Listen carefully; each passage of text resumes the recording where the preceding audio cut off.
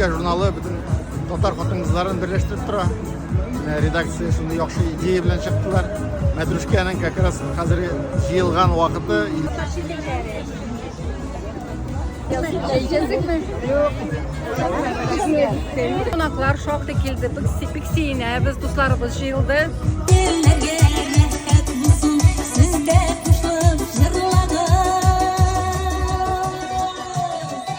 Matruşkalı şey, şeyinin isleri, demli şeyler bilen sıyılırlar, demli piruklar, pişirgenler kızlar. Rahmet şuşundu beyrem uyuşturganları için. Bu bayramlar illüstrasyonsuz kanallı elimin bayramga ketgani yo'q. Matruşkalı şeyler işerge. Çok olmadı mı annemin de? Çok olmadı mı? Kimde yüzü girip şey oldu.